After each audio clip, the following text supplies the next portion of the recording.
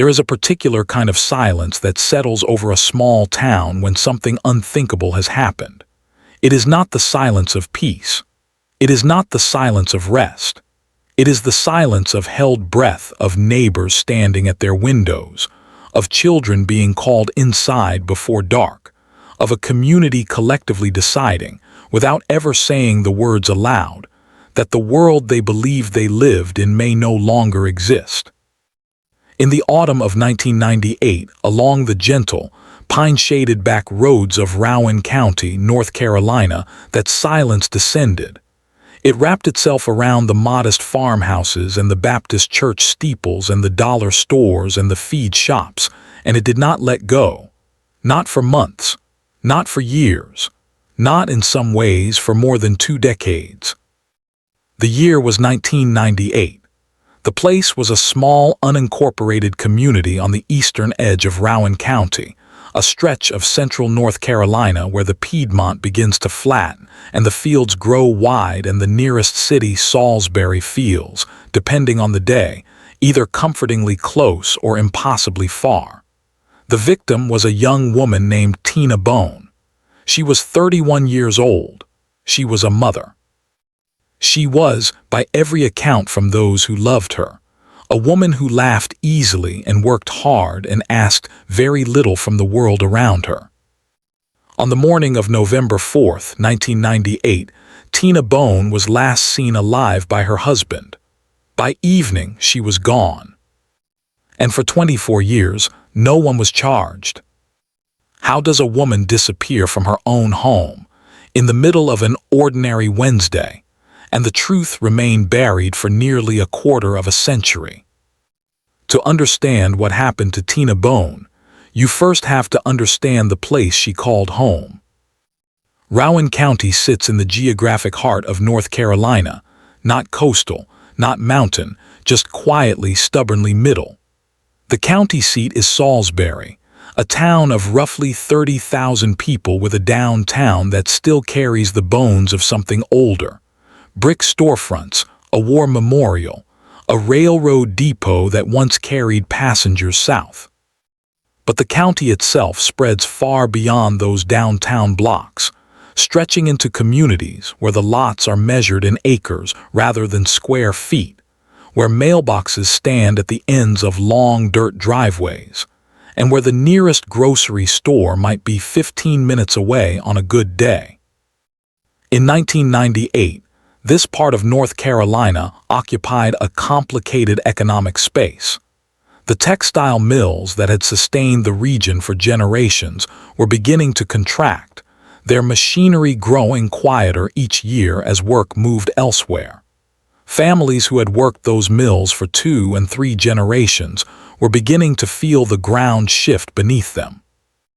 It was a community that had weathered hard times before and would weather them again. Proud, self-sufficient, deeply rooted in church and kin, and the particular loyalty that comes from knowing your neighbors not just by name but by history. It was into this world that Tina Boan had built her life. Tina was 31 years old in the autumn of 1998.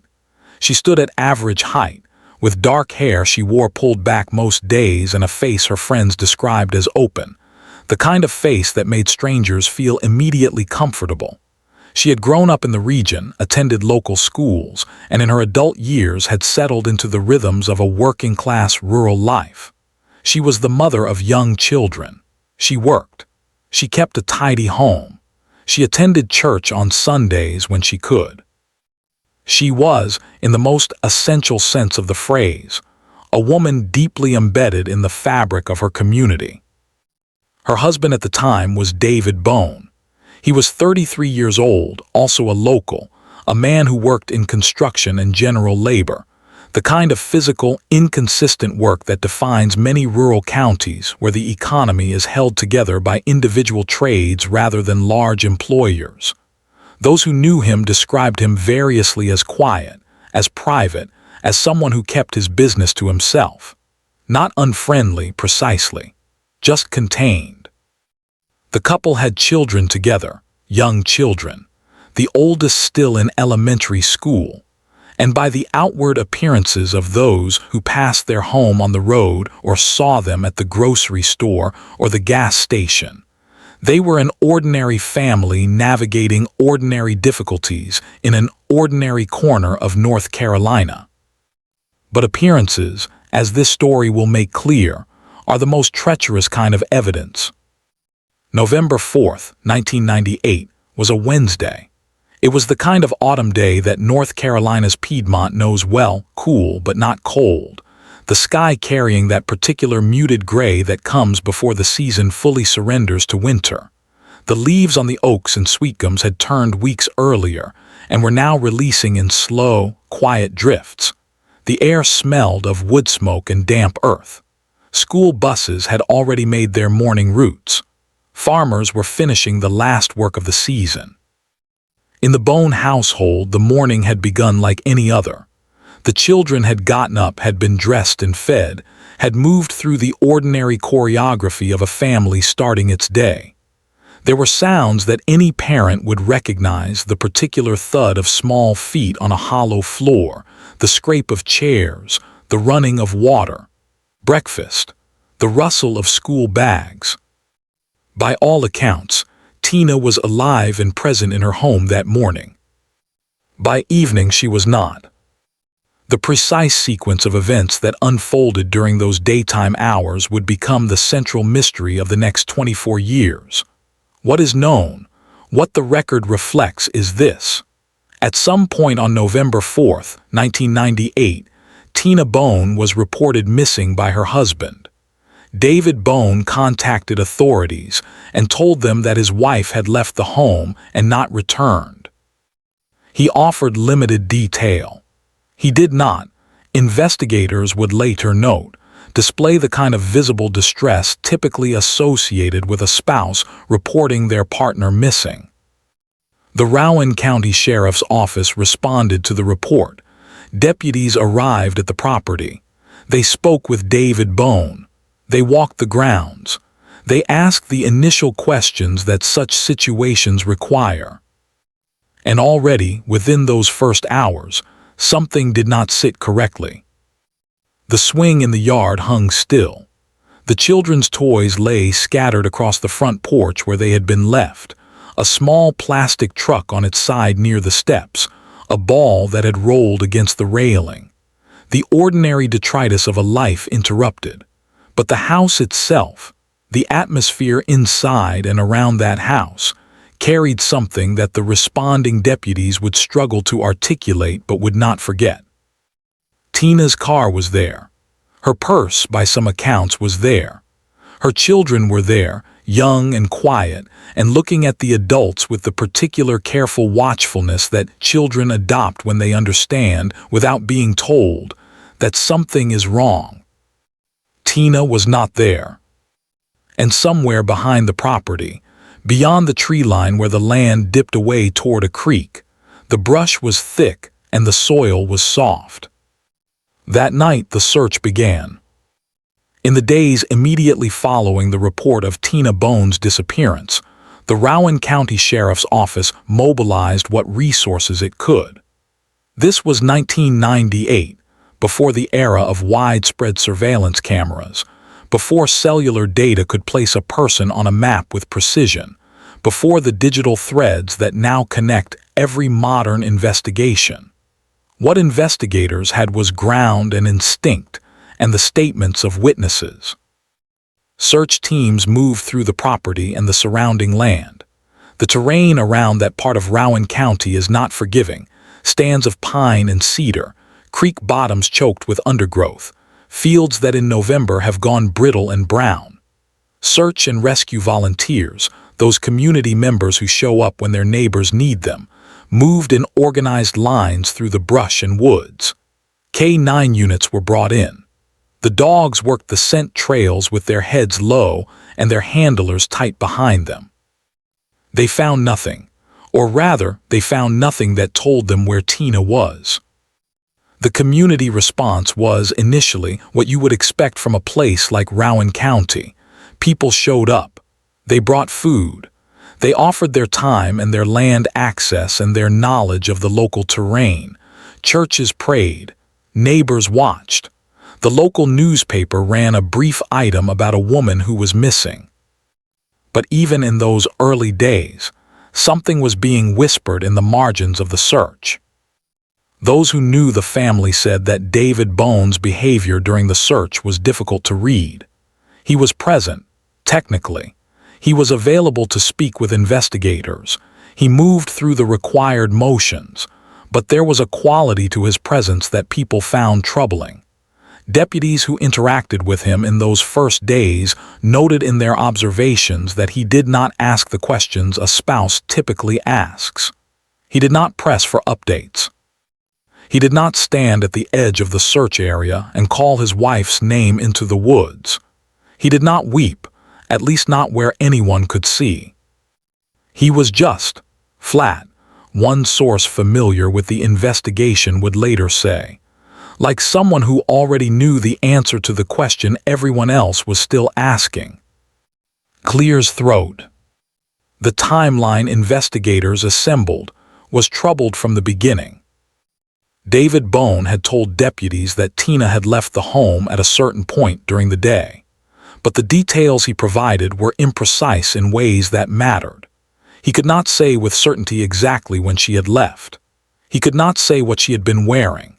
He could not say whether there had been an argument, though those who knew the couple suggested that the marriage had been carrying tension for some time. The kind of tension that people in small communities feel and know and rarely name aloud. Tina's car, as noted, remained at the property. This fact alone placed a significant burden on the version of events David Boan had offered. If Tina had simply left, if she had decided to go somewhere, to flee something, to start over, she had done so without her vehicle. In rural Rowan County in 1998, where the distances between destinations are measured in miles of highway with no bus routes and no taxis, leaving without a car was not merely unusual. It was nearly impossible to explain. There were other things that did not fit. Tina's children, when deputies spoke carefully with them, as carefully as one can speak with children that young, offered fragments of information that, when assembled, suggested the morning had not been as uneventful as their father had described. Children at that age do not lie strategically. They report what they have seen and heard in the fragmentary, unsorted way that children process the world. What those children appeared to have seen and heard was not consistent with a quiet, unremarkable morning. Investigators collected what physical evidence they could from the property. They documented the home, the outbuildings, the immediate surroundings. They spoke with neighbors. They attempted to reconstruct the odometer readings on the family vehicles to determine whether any car had made any significant journey that day. They examined the land for any sign of disturbed earth.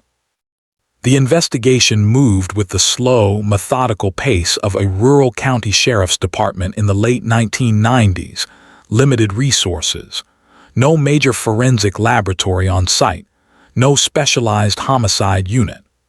What they had was diligence and the growing conviction, among those who were working the case most closely, that something terrible had happened to Tina Boan within a very short distance of her own front door. But conviction in a court of law is not evidence. As weeks passed and the search yielded nothing, the pressure on investigators intensified even as their options narrowed. Without a body, without a direct witness, without a confession, the case was extraordinarily difficult to build. David Boan, who had retained his composure throughout, was not charged. He answered questions when asked and offered nothing more than required.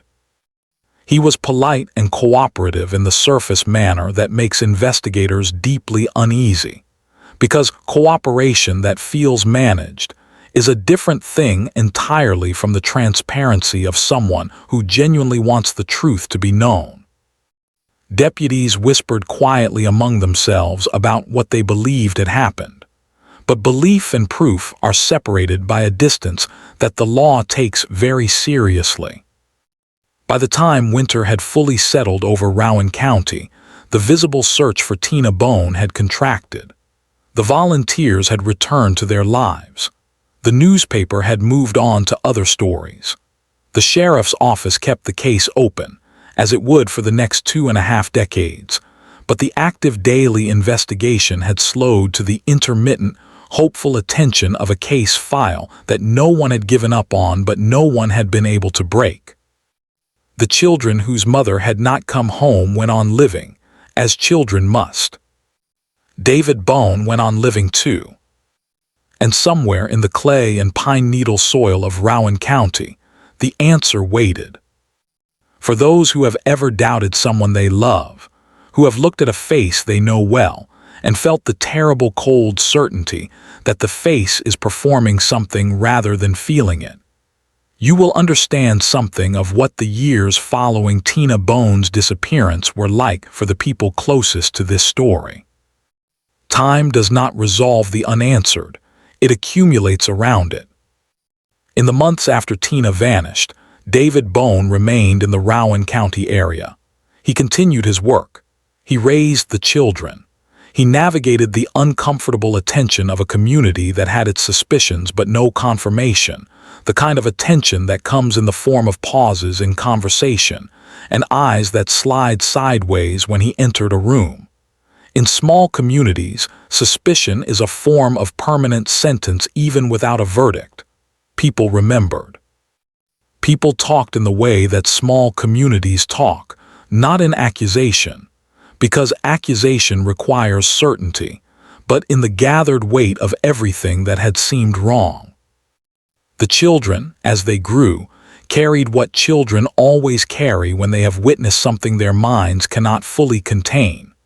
Those who observed them over the years would describe various telling signs, the kind of nighttime disturbances that are the mind's attempt to process what the daytime self has been told to set aside. One of the children, it would later emerge, had been deeply marked by what they had experienced. Young children who live through family trauma often communicate that trauma in fragments, in drawings, in play behavior, in the particular vigilance they adopt in environments that feel unsafe. Those who worked with the Boan children in the years that followed noted these signs but lacked, for years, the specific details necessary to translate what the children seemed to carry into anything the law could act upon. The marriage, or whatever structure of shared life David Boan had constructed in Tina's absence, did not hold. Within a few years of Tina's disappearance, the household had changed. Relationships shifted, as they do when the ground beneath a family has been fundamentally destabilized. Those who observed the family from the margins of community life noted that the children seemed, in certain ways, to be navigating a silence that had been imposed rather than chosen. The silence of a story that was not to be told, at least not in the presence of certain people. For those who have ever tried to maintain a lie in a small community, you know how exhausting it becomes. A person familiar with the case would later observe.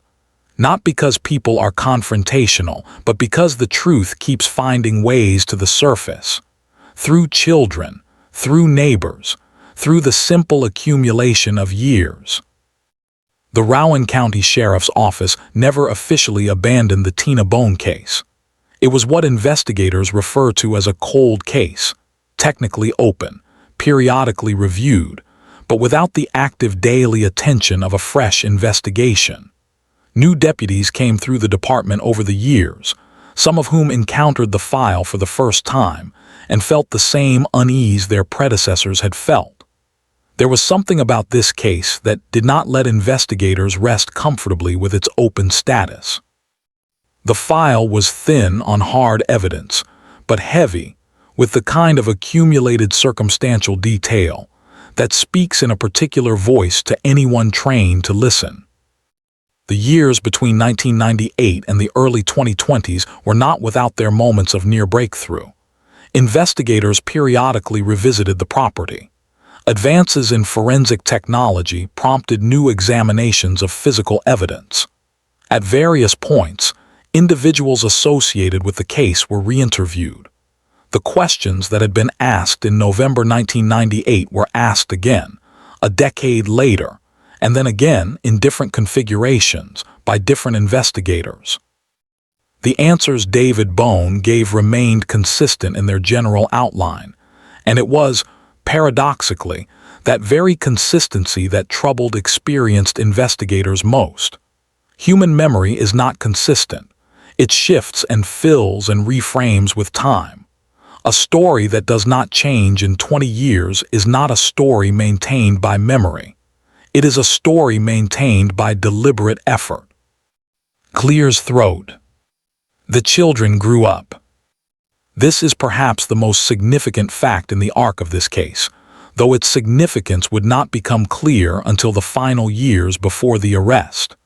Children who have been present during acts of serious harm, children who have been told, implicitly or explicitly, to carry something they should never have been asked to carry, do not remain children forever.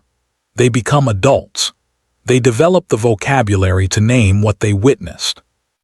They find, in ways that are often nonlinear and enormously painful, the capacity to speak.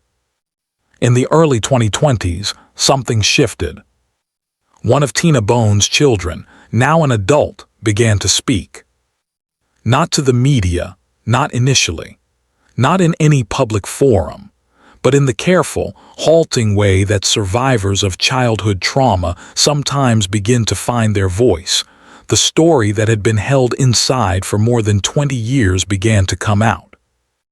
If you have noticed, in the history of cases like this one, how often the breaking point comes not from a new piece of forensic technology, but from a human being finally deciding that the weight of silence is greater than the weight of speaking. A former investigator reflecting on the case would later note. That is what happened here. Ultimately, a person chose to carry the truth forward rather than the silence. The silence, after 24 years, was about to end.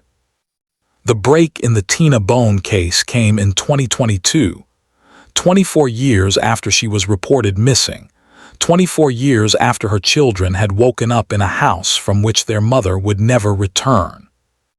The trigger was, at its core, what investigators had suspected for years it would eventually be: testimony from within the family itself. In 2022, the Rowan County Sheriff's Office received information from one of Tina Boan's now adult children. The details of that communication, and the specific content of what was shared, became the foundation upon which the renewed investigation would be built.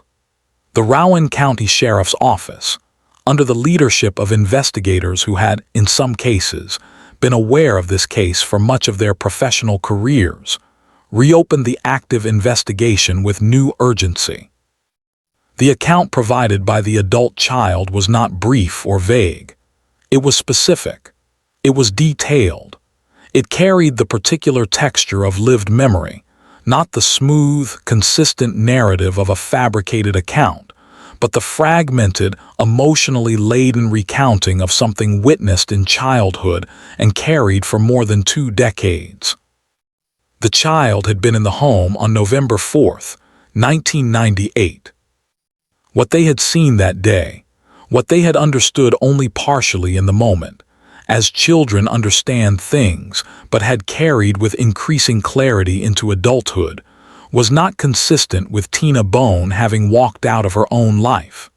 It was consistent with something far darker. Investigators working the renewed investigation in 2022 moved carefully. They had, after all, been here before in spirit. They had known for years what they believed had happened, and they were not going to risk a case built on decades of circumstance by moving before the evidence was fully assembled. They reviewed the original documentation from 1998. They brought in additional forensic resources. They returned to the property, or what remained of the original property, and conducted new examinations. The search for Tina Boan's remains had never formally concluded, but in the context of the 2022 reinvestigation, it took on a new intensity and a new specificity. Armed with additional information about what may have occurred and where, investigators focused their attention in ways that had not previously been possible. On a stretch of land in Rowan County, land associated with the Boan property, land that had been within the search perimeter in 1998, but had not yielded what searchers were looking for, investigators in 2022 conducted an extensive examination. The search was methodical and slow, and conducted with the kind of grim precision that serious forensic work demands. Those involved understood what they were looking for and what finding it would mean, not just for the legal case, but for the children who had grown up without knowing where their mother rested. What they found in the end were the remains of Tina Boan. Clear's throat. The discovery of Tina's remains was a moment of profound weight for everyone connected to this case. For investigators who had carried this file for years, it was the confirmation of what they had long suspected, but confirmation of a terrible thing is not relief.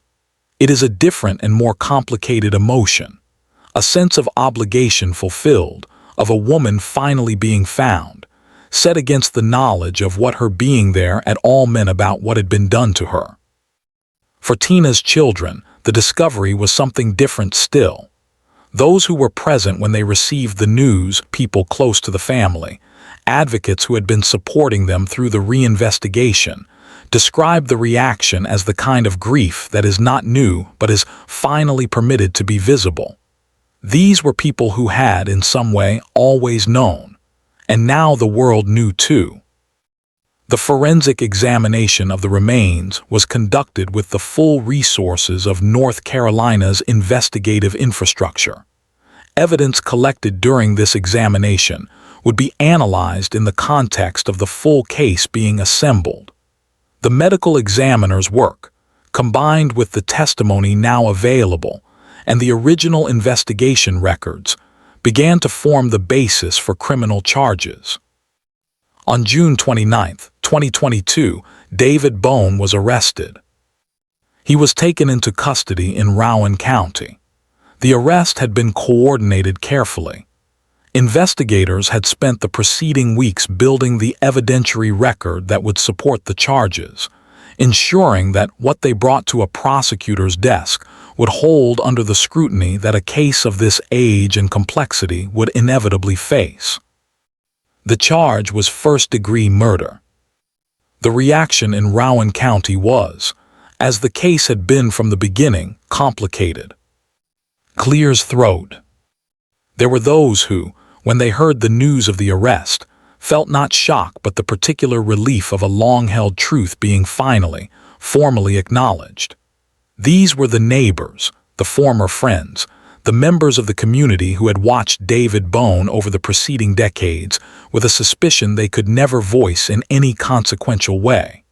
For these people, the arrest was not a surprise. It was a verdict on something they had already decided in their own minds, years before a court was asked to weigh in. "I always knew," one community member told local media following the arrest. "I think most people around here always knew.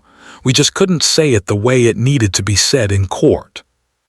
But there were others, fewer in number perhaps, but present, who expressed disbelief, who cited their own knowledge of David Boan as a neighbor, a community member, someone they had worked alongside or attended church with or watched raise his children in the aftermath of his wife's disappearance.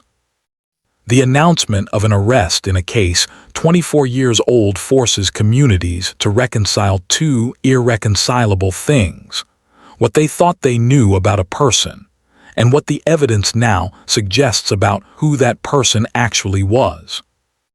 The media coverage of the arrest was immediate and significant, extending beyond the local Salisbury and Charlotte outlets into state-level news organizations, and eventually to national true crime coverage. The story had all the elements that compel public attention: a cold case of extraordinary length, a victim who had been missing and presumed dead for decades, a family member serving as the key witness, and an arrest that came in a man's 67th year of life, old enough that some had perhaps begun to believe the truth would die with him. The local television stations ran the story prominently. The Salisbury Post covered it in depth. Online true crime communities, which had in some cases been tracking and discussing the Boan disappearance for years, erupted in discussion. People who had grown up in Rowan County and left recognized the names and the geography and the particular texture of a community finally being asked to look at itself directly. Clears throat. The courtroom proceedings that followed the arrest moved through the stages that such cases require. Defense attorneys representing David Boan raised the challenges one would expect in a case of this age: the passage of time, the degradation of physical evidence, the reliability of testimony from individuals who had been very young at the time of the events in question. These are not trivial legal questions. The justice system takes seriously the difficulty of proving criminal culpability, beyond a reasonable doubt when the alleged events occurred a quarter-century in the past. The prosecution, for its part, was building a case on multiple pillars. The testimony of Tina's adult child, whose account of the events of November 4th, 1998 was detailed and internally consistent. The forensic evidence recovered from the property, the original 1998 investigation records, and the documented inconsistencies in David Boan's early accounts. And the physical evidence, the remains themselves, and what the examination of those remains revealed about the manner of Tina's death. In courtroom proceedings in Rowan County, witnesses were called. The testimony of Tina Boan's adult child was central, and it was devastating. Speaking about events witnessed as a young child, events that had been carried across more than 2 decades, the witness described in specific terms what they had seen inside the home on that November morning in 1998.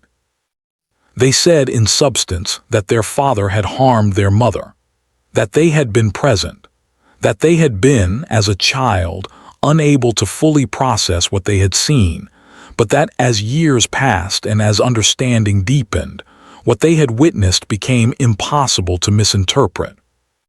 "I knew what I saw," the witness reportedly stated. "I was a child, but I knew what I saw." The impact of that testimony on the courtroom was described by those present as extraordinary. There is no forensic instrument that measures what happens in a room when a truth has been held for 24 years and is finally spoken aloud in the formal, consequential setting of a court of law. But those who were there described a quality to the silence that followed as different from ordinary courtroom silence: heavier, more complete. On the defense side, attorneys worked to establish doubt in every dimension available to them. They challenged the reliability of childhood memory. They questioned the chain of custody of physical evidence collected across multiple decades.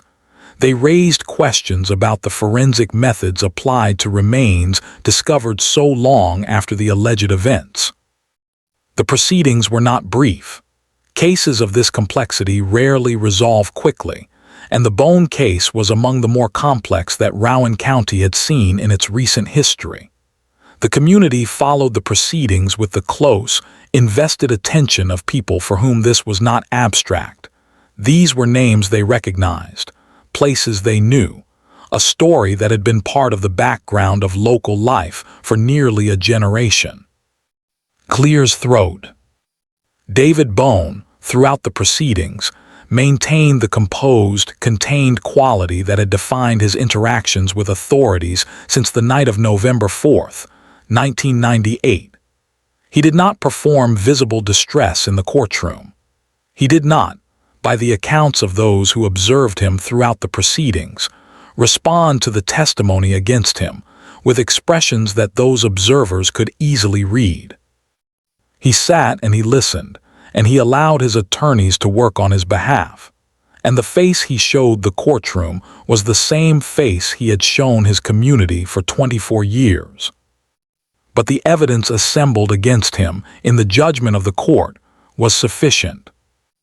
David Boan was convicted of the first-degree murder of his wife, Tina Boan. The verdict was delivered in Rowan County. Those who had gathered to hear it, family members, community observers, individuals who had spent years waiting for this moment, received it with the particular, muted response of people who have been waiting a very long time. This was not the explosive emotional release of a surprise verdict. This was the exhale of something held too long. Tina's children, now adults, had sat through testimony about the worst moments of their young lives, had listened to their own memories parsed and examined and challenged, had waited through recesses and continuances and procedural delays for a jury to decide whether what they knew in their bones was true would also be found true by 12 strangers. When the verdict came, those closest to Tina's children described them as quiet, not silent in the closed way they had been taught to be silent as children. Quiet in a different way, the quiet of people who have finally been told that what they carried was real. The sentence handed down was life in prison. There is something that the Tina Boan case demands we sit with, beyond the facts and the timeline and the verdict. It demands that we think about what it costs a child to carry a secret across a childhood, an adolescence, and an adult life, to grow up in the presence of the person responsible for what was done to their mother, to live inside a silence that was enforced not by locks or threats, but by the simple, crushing weight of being very young and very alone with knowledge too large to hold. The children of the people in these cases are never minor characters. They are often the only witnesses. They are often the reason cases eventually break. And they pay, across the full span of their lives, an incalculable price for what was done to the parent they lost, and for the years they spent learning to carry what they saw. Tina Boan was 31 years old on November 4, 1998. She had her whole life ahead of her. She had children who needed her.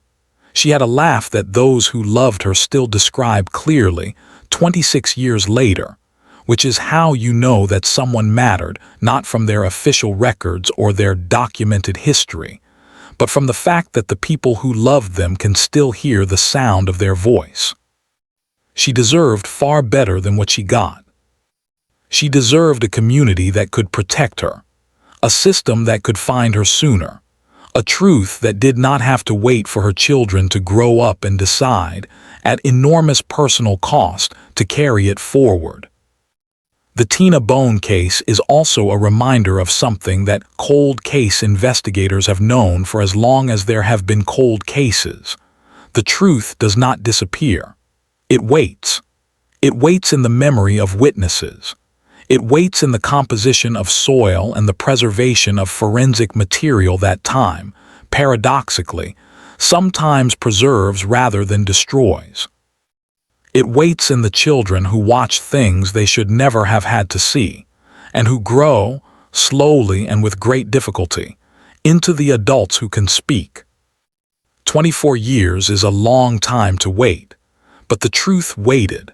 And when it finally came forward, it came in the voice of a child now grown who had never stopped knowing what they knew.